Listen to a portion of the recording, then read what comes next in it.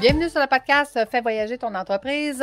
Cette semaine, on a le grand bonheur de recevoir une femme extraordinaire qui fait du GPS entrepreneurial, qui a eu plusieurs chapeaux à travers sa vie. Entre autres, elle est encore réaliste, productrice. En tous les cas, elle va nous en parler plus à la fin de notre podcast, évidemment. Donc, bonjour ma jolie, comment vas-tu? Ça va super bien, très bien. Merci de l'invitation, je trouve ça cool. Je trouve d'ailleurs ton projet super intéressant et ta mission très intéressante également. Ben merci, c'est super gentil. Écoute, oui, les gens aiment ça parler de voyage, aiment ça entendre parler de voyage. Donc, ma jolie, si je te demandais quel a été ton plus beau voyage et pourquoi? Je sais que c'est difficile, là, c'est une question quand même assez difficile, mais tu me répondrais quoi exactement? Ben, en fait, je vais sauter du début de quand j'ai commencé à voyager. Parce que je pense que c'est intéressant pour les entrepreneurs avoir un mindset quand tu es déjà savoir ce que tu veux faire. Puis quand j'étais petite, ma mère puis mon père voyageaient pas du tout. C'est des gens qui disaient tout le temps que ça coûte cher voyager. Puis je me suis fait une promesse, c'est d'être payée pour voyager. Ça, c'était ma promesse que je me suis faite. J'étais très jeune, là. Je me dis, moi, un jour, je vais voyager, mais je vais être payée pour voyager. Et le premier voyage que j'ai fait, c'était une tournée en Tunisie. En fait, j'avais 17 ans. Puis, il y avait un chanteur ringard qui est venu auditionner des Québécoises à Montréal pour un spectacle au Portage, donc à Place Bonaventure. Et j'ai été choisie comme chanteuse et danseuse parce que je faisais de la danse professionnelle quand j'étais plus jeune avec une autre personne. Puis j'ai appris pendant qu'on faisait une émission de Allô Boubou, ceux qui ne connaissent pas ça, c'est vraiment quétaine, mais c'est pas grave, c'était super populaire à l'époque, qui amenait ces deux Québécoises en tournée avec lui. Mais moi, j'ai 17 ans, tu sais, j'avais même pas de passeport à ce moment-là. Puis là, je vois juste dans mes yeux, en plus, je l'ai gardé cette émission-là, je l'ai, puis je vois vraiment juste mes yeux qui font ça comme ça, qui regardent ma collègue à côté, je fais, on s'en va en tournée. Ma première tournée, j'avais 17 ans. Puis mon papa, dans l'aéroport, qui m'envoie la main avec les grosses larmes qui coulent, c'est la première fois que j'ai pleuré. Et je suis partie pendant 6 mois de temps. C'était mon premier voyage. On a fait la France, le Maroc, puis après ça, on a demeuré en Tunisie. Et l'objectif était qu'on faisait un spectacle à l'intérieur d'un hôtel pendant 2 fois semaine, mais le reste du temps, on était en tournée. Donc, j'ai vu la Tunisie, à Mamlif, j'ai fait tout le tour de la Tunisie. J'ai vécu pour la première fois une culture complètement différente. Et c'est là que j'ai compris que j'étais féministe. Oh! Oui, surtout écoute, à l'époque, là, ça fait quand même quelques années, là, c'est encore pire qu'aujourd'hui, là, il y avait moins d'ouverture, on va dire ça. Non, alors, tu sais, moi, je suis bien libre dans la vie, là, puis là, je me dis, oh my God, ça va pas bien. Mais c'était mon plongeon, en fait, dans la vie de voyage, et ça a été ça tout le reste de ma vie. Je suis payée pour voyager. Que ça soit, que ça a été faire du tournage au Mexique, j'étais allée tourner sur des villas avec toute une organisation de constructeurs qui voulaient faire la promotion. J'étais allée à Saint-Raphaël pour d'autres constructeurs aussi en immobilier qui voulaient faire. J'ai gagné des prix à Monaco. J'ai toujours voyagé. En fait, les 2 voyages que j'ai faits, où est-ce que c'est tout inclus, je me suis encore organisée pour trouver quelque chose à faire, sortir de l'hôtel, puis m'en aller à quelque part pour aller rencontrer le peuple.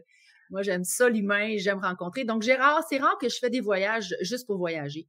Mais à travers tous les voyages que je pense, j'en ai fait plusieurs. Écoute, comme je te dis, j'ai fait de la tournée avec l'armée canadienne aussi. J'ai fait l'Israël, l'Égypte, on a fait l'Allemagne. Je me suis promenée beaucoup. J'ai fait le Sénégal que j'ai beaucoup aimé. J'ai fait un reportage là-bas pour les leaderships féminins. Qu'il y a des femmes extraordinaires au Sénégal, de la puissance, là, wow. Puis le dernier voyage que j'ai fait qui m'a beaucoup marqué, c'est l'Italie. J'ai gagné un prix à Monaco pour un de mes documentaires, puis je suis partie en voiture, j'ai loué une voiture, une petite Fiat blanche, là, vraiment, là, tu sais, le vrai profil là, de la fille qui se promène, là. 3000 kilomètres j'ai fait, je suis partie, puis là, j'ai voyagé, puis je loue beaucoup d'Airbnb dans ces moments-là parce que je connais pas où je m'en vais, puis je rencontre des gens. Alors, je m'en vais avec des places où est-ce que les hôtes sont là, en tout cas. Comme ça, je peux les rencontrer. On peut partager, ils m'amènent partout ce que j'aurais pas été. Alors, je voyage, puis je me fais des amis. Oui, beaucoup d'amis. toujours pratique pour retourner dans un pays, des amis. Même les invités, il y en a qui sont venus après coup parce que moi j'étais à Montréal, je suis encore, mais là, je me promène entre les chalets puis là-bas. Et j'avais un appartement avec qui pouvait recevoir une famille. Donc, j'ai reçu une famille d'Italie que j'ai rencontrée, qui lui était médecin. Ils avaient 5 enfants. Puis, Mmh. ils sont venus nous visiter à Montréal. Donc, c'est ça. Tu sais, je trouve que le voyage, moi, je dis souvent que la culture, n'importe quel petit humain de la vie, quand tu as 16, 17, 18 ans, 20 ans, si tu jamais voyagé, c'est le temps. Parce que quand tu voyages, tu trouves tout est ouvert. Mmh. T'apprends des cultures, t'apprends autre chose. Moi, je reviens à Montréal tout le temps parce que, tu sais, la toune de Robin Charlebois, là, je reviendrai à Montréal. Ben, moi, je reviens à Montréal. J'aime ça, Montréal. Tu sais, je suis partie longtemps. Des fois, je pars pendant 10 semaines, 15, 20, 2 semaines, whatever. Faut que je revienne à Montréal. J'ai besoin de me mettre les pieds sur le sol, marcher au centre-ville, voir le monde, entendre parler québécois. J'aime ça. Mais c'est ça. Mais je pense que le voyage apporte une grande ouverture d'esprit, puis au niveau du cœur, évidemment, parce que tu rencontres d'autres choses, tu vois d'autres mondes, tu Mmh. apprends des choses, tu sais. Donc, c'est ça, mon voyage, mais je voyage constamment dans ma tête. Tu sais. Même mes personnages, j'écris aussi que même mes personnages voyagent. Là. Bon, d'ailleurs, Pénélope, un de mes personnages, c'est en Italie qu'elle est allée, et quand je suis Bon. partie là-bas, j'ai fait le périple de mon personnage. Alors, j'ai tout fait tout ce que mon personnage allait dans le livre. Ah! J'avais jamais été, en fait, pour aller voir qu'est-ce qui se passait, tu sais. Puis, étrangement, je pense que je te dirais qu'il y avait 98 de ce que j'avais écrit qui était existant. C'est Wow! fou, hein? C'est capoté, là. Puis, Ah! c'est ça, que c'est beau, les voyages. Tu sais, écoute, on t'écoute parler, effectivement. Dis-moi, ma jolie, quel serait le voyage que tu n'as pas fait encore puis que tu rêverais de faire? Ben, j'ai la Grèce que, tu sais, je sais que vous êtes allés en Mmh. septembre. Il y a la Grèce que j'aimerais. Il y a quelque chose qui m'attend là-bas, je ne sais pas c'est quoi. Je ne sais pas si vous avez des fois des visions, Mmh mh. peut-être. Mmh. Moi, je vois beaucoup de choses dans l'inconscient, tu sais, je suis pas mal branchée. Puis, il y a quelque chose que je vois régulièrement qui est une villa, une grosse villa sur 3 étages, immense, avec une route en arrière, c'est une montagne qui roule comme ça. Là. Puis, en bas, tu as la mer avec un bateau. Puis là, tu as deux autos, ouais. Une BMW puis une Mercedes. Ça, c'est bien clair, mon affaire. Puis moi, je suis en Mmh. haut, puis il y a un gros spa. Puis je suis en haut, puis je regarde la mer. Et là, je me dis, c'est où cette place-là? Alors, j'ai fait le tour un peu sur voir les parcours, les villes et tout ça, puis je pense que c'est en Grèce que ça se passe. Moi, je Bon. pense que mon prochain voyage, ça va être en Grèce. Tout est possible. C'est possible. Il y aurait le Portugal. Ben, il y a le Vietnam aussi. C'était un endroit que je trouve que c'est quelque part que j'aimerais vraiment aller. Je trouve que au niveau du peuple, puis au niveau de toute la culture, c'est quelque chose que j'aimerais. Mais c'est ça, Portugal aussi. Ben l'Espagne, c'est plate à dire, je l'ai jamais fait encore. Pourtant, j'étais à côté quand j'ai habité en France. J'ai jamais eu le temps d'y aller comme je voulais. Donc, ça en fait 4. Bon. Écoute, moi, je suis allée au Vietnam cette année, en Ah, 2023. Il y a 2 choses, quand je pense aux Vietnamiens, là, il y a vraiment 2 choses qui me reviennent à l'esprit. C'est leur résilience parce que, écoute, ils t'expliquent comment ils se, tu sais, puis pas pour faire pitié, là, ils t'expliquent qu'est-ce qu'ils ont fait suite à la guerre, puis suite à, bon, ben ici, il y a un trou qui a été fait par les bombes, donc on peut plus faire pousser de riz. Donc maintenant, on cultive des champignons. Puis là, ils disent ça comme tout heureux, tout content. Tu te dirais, ben, on a trouvé une autre solution. C'est comme, fait que résilience et bienveillance. Écoute, ils sont tellement fins, ils sont tellement, c'est un peuple, moi, écoute, tu vas adorer. C'est un c'est endroit pour ça que je vraiment, vais y aller. Résilience et bienveillance. Parce que moi, ouais, j'ai ouais, ouais, résilience, vraiment. j'ai eu 3 cancers. Quand 3 cancers, tu te dis résilience, ça n'a pas le choix. Euh, euh, Puis la bienveillance, c'est pas mal ma motivation chez l'humain, en fait. Les gens que je coach ou les gens avec qui je travaille ou même mes amis, peu importe. Être bienveillant envers quelqu'un, être ouais, là pour lui et non pour attendre quelque chose en retour, tu sais. exact. Puis la bienveillance, mes clients, ils sont entourés de bienveillance. Ah, Je prends soin d'eux autres. Je prends soin d'eux autres beaucoup, beaucoup. Puis c'est pour ça que j'ai probablement des clients depuis beaucoup d'années en production vidéo, entre autres, beaucoup. Des clients qui ont toujours des besoins. Mais même les coachs avec qui je travaille, tu sais, j'en ai de la France, j'en ai d'un peu partout. Tu sais, mon marché est grâce à la pandémie, en fait, je trouve ça mhm, cool parce que ça m'a fait développer autre chose. Puis j'en ai qui vont m'appeler, vont m'envoyer des textos ou vont m'envoyer un messenger parce qu'en ce moment, ça n'a même pas rapport avec leur programme d'excellence. Là, ça a rapport que là, il y a quelqu'un qui est malade, puis ils ont besoin juste d'évacuer, puis de se faire réaligner, tu sais.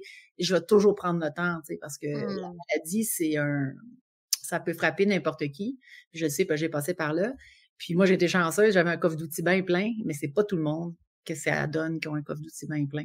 Alors, ce qui fait qu'un entrepreneur qui vit des difficultés financières ou difficultés de santé ou qui est entouré de ça, souvent, n'a pas toujours le coffre plein. Hein? Alors, c'est ça. Que moi, je suis la quincaillerie du bonheur. C'est donc bien cool. Et dis-moi, ma jolie, dans tous les voyages que tu as fait, qu'est-ce qui t'a surpris le plus? Ben, je pense que ça revient à dire un petit peu, là, sans rentrer là-dedans, mais tu sais, quand j'étais allée en Israël, ce qui me surprenait le plus, en fait, c'est vraiment, je pense, la différence qu'il y a entre l'homme et la femme là-bas. C'est quelque chose qui ça m'a, je dirais même traumatisée parce que pour moi, tu sais, d'être pas être capable de rentrer dans un endroit parce que je suis une femme, c'était comme, my God, attends une minute, là. Ça m'a bousculée. Puis j'étais pas vieille à ce temps-là, là. Je pense que j'avais peut-être 18 ans, 19 ans quand j'étais allée en Israël. Et ça m'a beaucoup surpris que ça existe. Mais ça existe, tu sais. Ouais. Puis ça, c'est quelque chose que j'ai eu, en fait, beaucoup de difficultés à me dire, tu sais, on est tous des humains, là, que ce soit un homme ou une femme, ça par rapport. Puis là, c'est une culture. Donc, moi, j'ai appris, quand je vais ailleurs, de respecter la culture de chez les autres et non d'imposer la mienne. Parce que, évidemment, que quand je vais là-bas, puis quand je suis allée même au Sénégal, hein, Sénégal, c'est un autre type de culture aussi, ben, c'est de m'ajuster.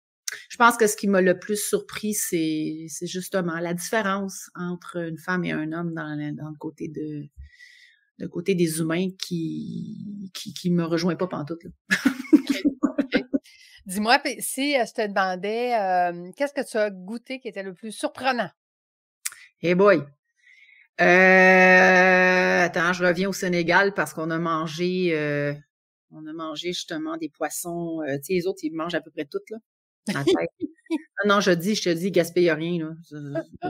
À un moment donné, on était en train de manger, puis c'est cool parce que ça, c'était vraiment cool. J'ai vraiment eu des moments extraordinaires. Quand je suis partie au Sénégal, je m'en allais faire justement un documentaire sur le leadership féminin. Finalement, en cours de route, j'ai rencontré des artistes, hein. J'ai rencontré des musiciens, je les ai suivis. Après ça, j'ai rencontré un sculpteur qui s'appelait Omar.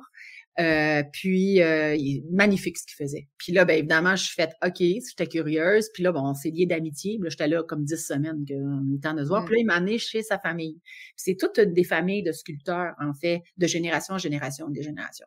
Et là, quand je suis arrivée là, ce qui m'a surpris, entre autres, ça en est une, là. Ben, entre autres, puis ce que j'ai goûté. Mais c'est la hiérarchie de le patrimoine, tu sais, le patriarche, là, tu sais, le grand-père qui est là, le père que je veux dire, qui met sur un piédestal, là. Il est pas dans un CHSLD, là. Non, piédestal, tout le monde s'en occupe. Il est à côté. Et là, tu rentres dans les maisons, c'est toutes des maisons de terre. C'est fait sur la terre. Il n'y a pas de plancher là-bas. Toute la maison, ils sont près 25 qui vivent dans cet environnement-là. Et là, ils te reçoivent comme vraiment comme une reine. Et je suis blanche, hein. Oui. Et ils appellent les toubabs, en fait, les personnes blanches quand on s'en va au Sénégal. Moi, j'étais à la Casamance, en fait. Et il y avait un petit bébé qui était là, qui avait jamais vu une madame blanche. À chaque fois que je m'approchais, il criait s'il allait se cacher. Puis là, moi, j'ai tout fait de rire. Hey, le petit bébé était traumatisé de voir une petite patente blanche comme moi, là. Il était comme, my God, qu'est-ce que c'est ça?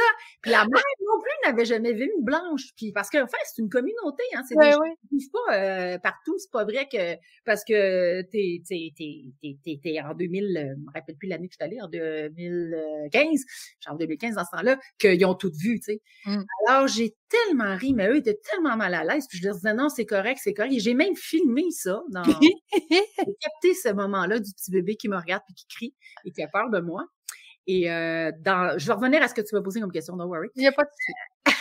Et dans cette période-là, Omar, il m'a amené dans les écoles où ce que lui avait étudié. J'ai été fascinée de voir la discipline chez les enfants.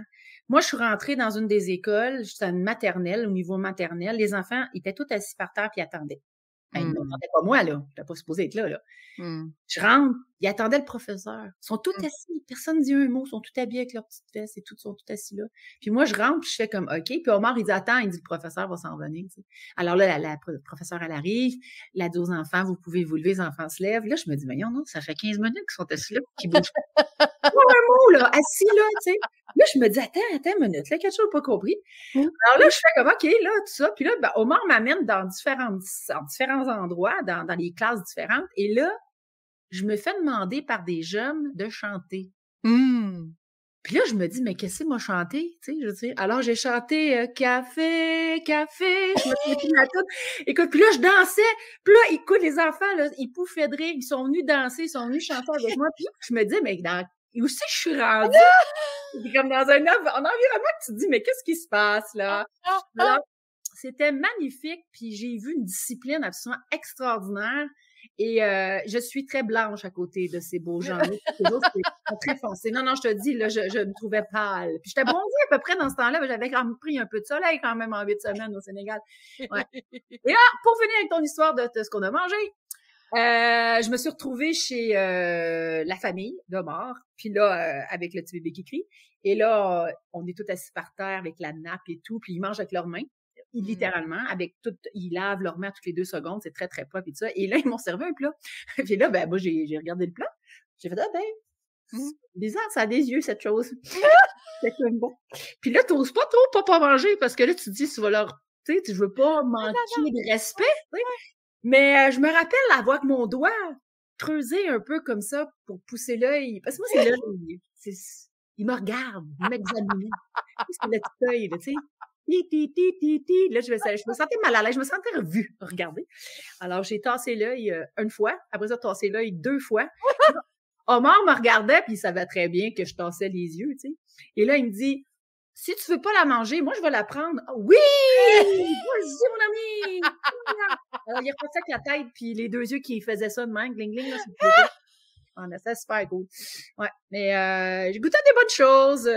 J'ai mangé c'est ça. C'était pas le poisson, parce qu'on en a des poissons ici. Cependant, j'ai comme compris que à ce temps, quand j'ai des chalets, puis nous autres, on a du brochet. Ben, quand je fais chauffer maintenant, je me tape un brochet, je garde toute la carcasse au complet, les yeux, tout ce que tu veux, là, puis je mets ça, puis je fais des bouillons. Ouais. Alors, je vois mieux maintenant dans ma vie. Tout est plus clair depuis ce temps. Et voilà. C'est cela. C'est une autre question! Attends, je vais finir de rire. Mais est-ce que tu sais, en date d'aujourd'hui, quelle sorte de poisson c'était ou pas du tout? Non, j'ai pas osé demander. T'as pas osé. J'ai pas osé demander. J'ai pas. Puis il y avait d'autres affaires aussi un peu bizarres que là, je me suis dit, je vais m'abstenir. Tu sais, t'oses pas trop parce que tu veux pas manquer de respect non plus. Non, c'est ça. Parce que pour eux, ils t'ont probablement sorti un repas qu'ils font une fois de temps en temps parce que ça leur coûte extrêmement cher. Exactement, c'est ça. Tu manges avec une cuillère, là-bas, t'as pas de fourchette, t'as pas de couteau. Puis j'ai aimé manger. J'avais goûté à ça quand même en Tunisie, avec les couscous et tout. Il y a beaucoup de places qu'on mange avec les mains. D'ailleurs, je m'étais fait un chum en Tunisie, évidemment. Là, je reste pas là pendant des années, peut-être 17 ans. Puis j'ai pu voir dans les familles et tout ça. Puis on mange beaucoup avec les mains, tu sais. Et je trouve que c'est le fun de manger avec nos mains. Je pense moi, j'aime ça, tu sais. J'aime ça me salir, tu sais. C'est le fun, tu sais. Non, mais c'est cool, tu sais, t'as les mains pleines, puis là, tu te liches les doigts, puis ça fait partie de la vie, puis nous sommes tout est plus goûteux. Je trouve qu'on manque de ça ici. On se le permet ici quand on mange des fruits de mer, là, parce que c'est comme permis, parce que c'est trop compliqué de manger avec une fourchette et un couteau, là. Que ce soit des crevettes, du homard et tout ça, mais effectivement, ça a un côté vraiment, vraiment plaisant cette texture quand tu touches avec tes doigts. Et je suis d'accord. C'est le contact de ta bouche avec tes doigts. Pas mal mieux qu'une fourchette frite, tu sais. Oui, non, je suis d'accord. Non, d'accord, on se fera un souper, ma jolie, puis ça sera la base. On va pas OK, d'ailleurs, je parle pas d'une fondue chinoise où tu mets les doigts dans l'eau. Non, pas de Non. Mais ça me juste de remanger après. Mais là, on va manger des hamburgers avec nos mains. Tu sais, quand on est ici, on mange avec nos mains, là. Tu sais, la première affaire qu'on fait, qu'on goûte, c'est les enfants, c'est avec nos doigts, tu sais. La culture, elle aurait avantage en tout cas, pour certains repas.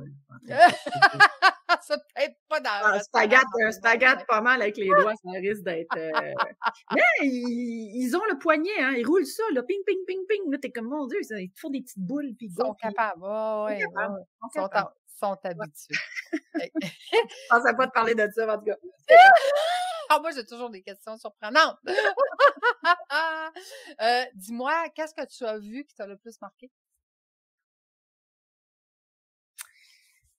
Je pense que c'est les enfants démunis. Ça m'a plusieurs pays que j'ai fait où est-ce que les enfants, tu sais, on regarde ça souvent à la télé, puis ouais. Mais quand je suis allée à Chypre avec l'armée canadienne, on a été amenés à visiter différents endroits, tu sais, puis t'arrives dans différentes places où ce que tu as des enfants qui ont subi la guerre, pas de bras, l'autre pas de jambes, et ça existe. Puis là, toi, t'es là démunis là-dedans parce que, tu sais, franchement, je dis, on vit pas ça ici tant que ça, là, tu sais. Ça m'a beaucoup touchée. Puis quand je suis allée en République dominicaine, pour un voyage tout inclus, je me suis amie avec Mélissa, qu'elle s'appelait. C'était une dame qui faisait des massages et tout ça.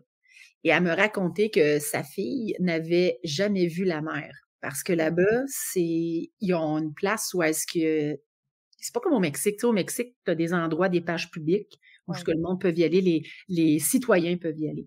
Là-bas, où ce que moi j'étais, c'est pas comme ça que ça fonctionne. Et puis, ça m'avait tellement frappée de me dire que cette petite fille-là n'avait jamais vu la mer de sa vie. Elle avait 10 ans, puis elle habitait là. Alors, j'ai décidé de payer à l'hôtel, c'était 2000, je me souviens pas, 2000 pesos, je sais pas si c'est des pesos ou whatever, je me rappelle plus, pour qu'elle passe la journée avec moi à l'hôtel. Alors, sa mère l'a amenée, j'ai payé son entrée. J'ai des frissons déjà de dire ça parce que, tu sais, c'est des enfants qui ont une reconnaissance. Elle s'appelait Frangelica, la petite fille. Et puis, elle a passé la journée avec moi, elle est rentrée à l'hôtel, elle avait jamais vu sa mère travailler noir, elle avait jamais vu non plus une piscine, elle avait jamais vu la mer. Et là, je la vois qui court, puis les pieds dans l'eau, puis et là, tout énervée, elle capote bien dur, puis là, la piscine, puis écoute, elle a passé sa journée dans la piscine. Et là, elle avait le droit de manger n'importe quoi. J'ai deviné ce qu'elle a mangé pendant toute la journée. Dites, les amis! Des frites, pas des frites, non. Elle a mangé des hot dogs. Des hot dogs! Je pense qu'elle a dû manger 22 hot dogs. Je dirais, elle n'arrêtait pas les hot dogs. Puis là, je disais, tu peux manger d'autres choses? Non, hot dog. Puis elle ne parlait pas du tout français ni anglais, elle parlait espagnol. Puis j'essayais de comprendre, on se comprenait pas, mais c'est pas grave. Mais en tout cas, j'ai compris que le hot dog, ça aimait ça. Puis c'était un moment, puis je l'ai gardé longtemps, je l'ai parrainé, ou marrainé, si tu veux, longtemps. On était en contact pendant des années de temps où est-ce que j'envoyais un peu de sous à sa mère. Puis là, ils m'ont amené, en fait, chose qu'on n'a pas le droit de faire là-bas. Là. Mais moi, j'aime pas ça, les affaires qu'on n'a pas le droit de faire. Moi, je fais tout ce qu'on n'a pas le droit. Puis, je sais pas, il y a comme des enfants de même qui me dérangent. Moi, je me veux ça, je le fais, tu sais. Et que là, je suis partie en mobilette avec elle, en scooter, en fait. On n'a pas le droit de faire ça. On s'est sauvés, je suis sur un scooter, puis je me suis en allée chez elle. Dans sa ville. C'était à peu près 1 heure de scooter, là. On s'entend que c'était pas à la porte, là. Puis là, elle m'a amenée chez elle. Pour elle, c'était super important qu'elle m'invite chez elle, comme j'avais invité sa fille à l'hôtel. Puis j'ai vu son mari, tu sais, son mari qui avait pas de jambes. Là, j'ai fait dans un petit appartement. Écoute, la petite, quand elle est rentrée dans ma chambre d'hôtel, là, je te jure, la chambre, c'était sa maison. La chambre, c'est la grandeur de sa maison. Alors, elle, là, était comme, écoute, elle sautait dans le lit, elle se couchait dans le lit. Elle était vraiment comme, my God, this is life, là, tu sais. Elle était vraiment, là, elle regardait la toilette, elle flushait. Écoute, je te dis, j'avais l'impression que je vivais dans un autre monde, mais tu sais, ça fait pas si longtemps que ça, là. C'était les années 2006, 2007, là. Elle était, écoute, à la toilette, elle repisait sa bouton de la toilette, puis elle regardait l'eau couler, puis elle regardait l'eau couler, puis elle regardait l'eau couler. Et quand je suis arrivée chez ça, j'ai compris que l'eau coulait pas de même chez elle. Oui, non, c'est ça. Non, c'est un autre univers. C'est pas tout le même univers. Puis on est allé à l'église ensemble, on est allé prier. Elle m'a acheté une petite bague. Il y avait des petites bagues que j'ai encore d'ailleurs, une petite bague avec une petite Marie, Sainte Marie dessus, là, genre que t'avais à. Mais tu sais, c'est des affaires que tu reviens chez vous, puis ça change ta vie, là. Tu sais, ça t'amène à un autre endroit dans ta vie que tu te dis, c'est ça, que ça m'a beaucoup touchée, je pense, surprise, touchée, de voir les enfants dans différents sacs. J'ai passé d'une affaire à l'autre, mais ça m'a beaucoup surpris. Non, mais moi, je dis tout le temps, ça te remet le cœur à la bonne place. Ouais. Mais, il était déjà à la bonne place, je pense. C'est juste que ça vient de chercher. Mais tu sais, on peut pas tout donner. C'est ça qui est un peu difficile là-bas. Quand on y va, tu sais, tu veux donner un peu, mais tu peux pas tout donner, ces enfants-là. Puis là, il y a des gens qui me disaient, oui, mais c'est pas bon que vous leur donniez quelque chose parce qu'après ça, ils s'attendent à avoir d'autres choses. Puis là, ils sont déçus parce qu'ils n'ont plus rien d'autre. Hey, ça finit plus. Non, mais ça finit plus de finir. T'es comme, OK, ça va être correct, là, tu sais, que là, finalement, faut pas rien donner, mais faut donner, tu sais, mais. Ouais, non, mais c'est ça. Mais tu dis que tu l'as parrainée pendant plusieurs années. Ouais, Est-ce ouais. que tu sais comment elle a grandi, cet enfant-là? On a Puis perdu contact, mais je sais que la dernière fois qu'on a parlé ensemble, parce que là, écoute, elle m'avait même envoyé un livre. Écoute, avant que je parte, elle m'avait amené un livre d'espagnol pour enfants, pour que j'apprenne à parler espagnol. Je comprenais rien, tu sais. Mais on s'écrivait, puis sa mère traduisait, puis elle m'envoyait les lettres. Puis les dernières informations que j'ai eues, elle était à l'école. Elle étudiait, elle avait fait ses études pour rentrer à l'école, là. Donc, le niveau de scolaire, je sais pas comment ça fonctionne là-bas. Ouais. Je pense que c'est le fait que je suis déménagée, j'ai changé de place, puis à un moment donné, je pense que nos courriels, il n'y avait pas de courriel dans ce temps-là, mais nos adresses n'ont pas suivi. Mais j'ai souvent des pensées pour elle constamment. Puis là, en t'en parlant, là, tu sais, je sens qu'elle est correcte quelque part. Tu sais, je sens Ben, tu as sûrement dû changer sa vie aussi parce que tu as ouvert une opportunité de quelque chose que là, elle se dit, elle a un objectif peut-être à dire, ben je veux plus de ça dans ma vie aussi.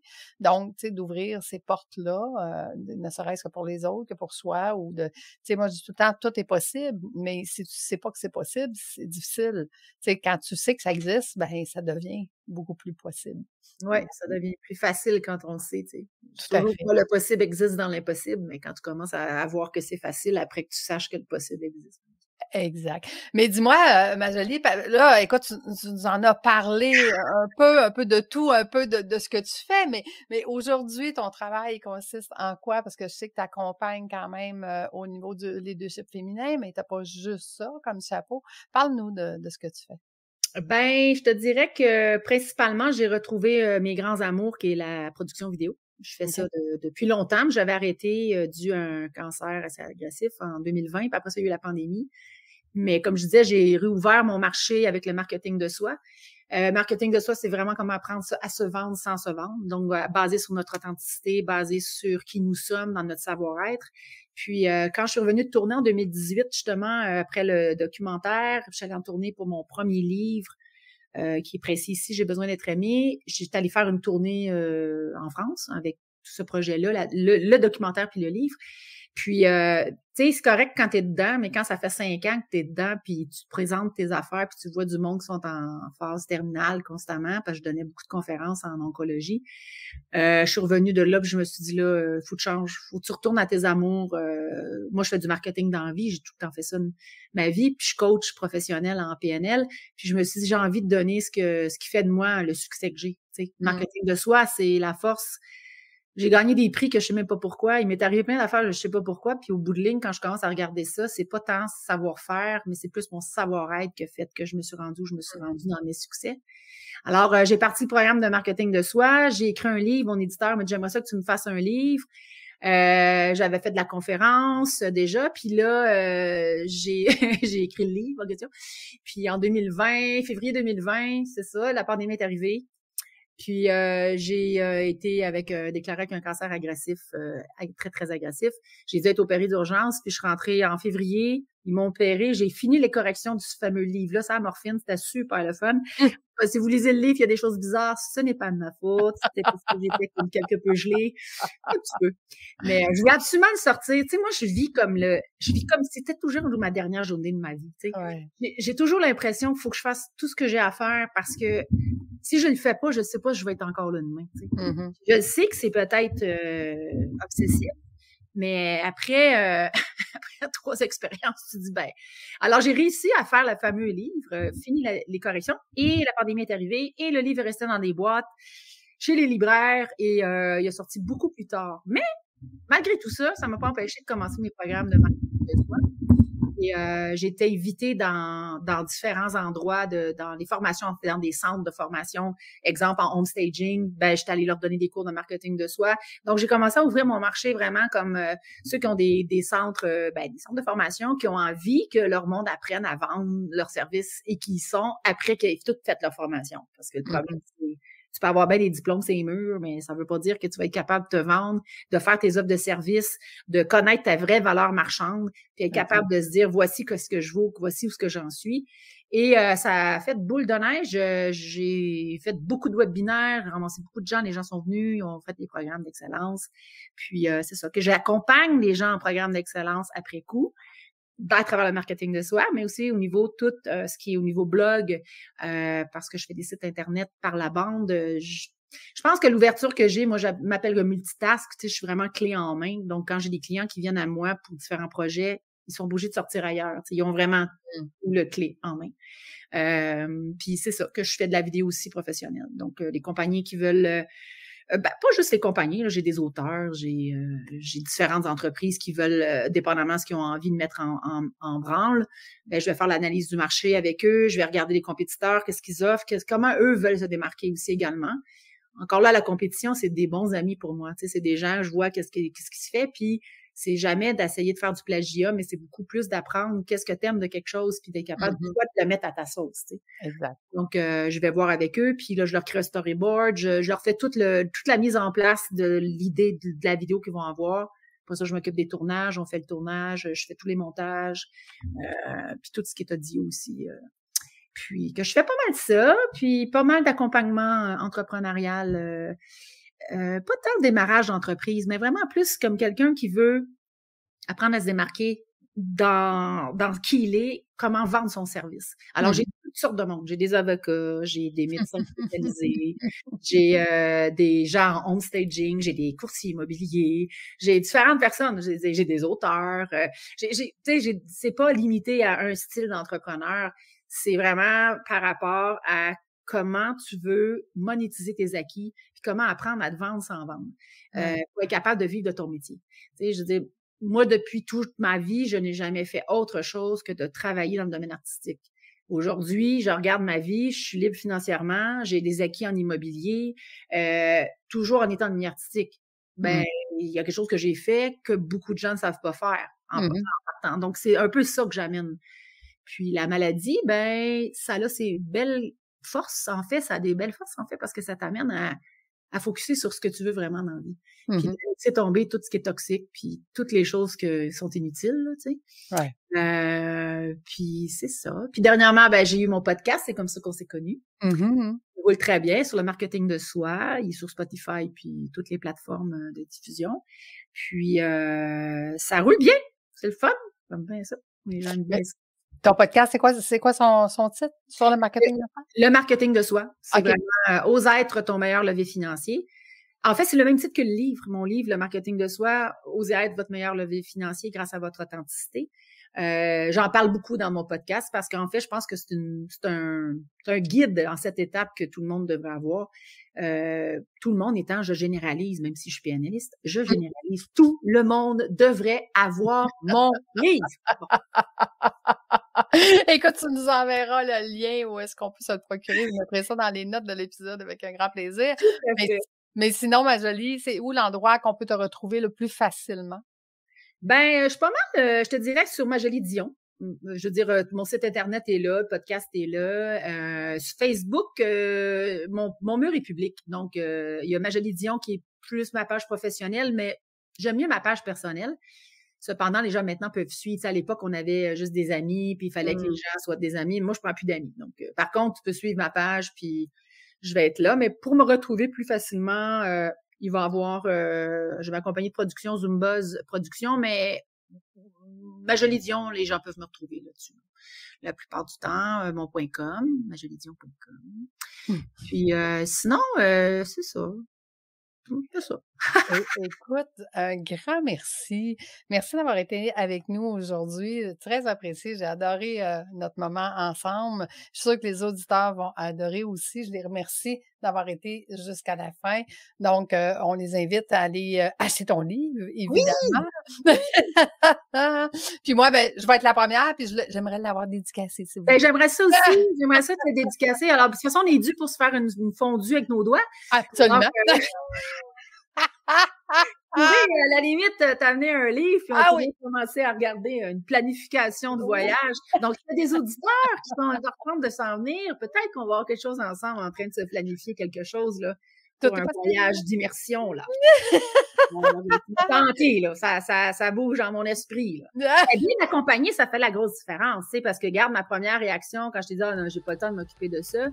Ben, tu sais, toi, tu fais exactement ce que moi je fais avec mes entrepreneurs. Je m'en occupe au complet, de A à Z. Ils ont juste à être qui ils sont dans leur extraordinarité et de dire, tu sais, j'ai tel talent, puis moi, ma job, c'est de les pousser, de les propulser vers leur succès. Exact. Toi, tu fais la même affaire avec le voyage. Oui, ça fait. Que moi, j'ai juste à être extraordinaire comme je suis. Puis toi, ben, tu vas m'aider à me propulser. Écoute, quel team! Quel team de feu! Donc, restez sur les réseaux sociaux parce que peut-être qu'on va vous annoncer ça dans pas long. On s'en parle? On lance ça dans l'univers. Oh yeah! C'est ça. De toute façon, tu l'as déjà vu, la grande villa, c'est à mon tour de la trouver. Merci tout le monde. Merci, Magali. Ciao! Plaisir. À bientôt. Salut!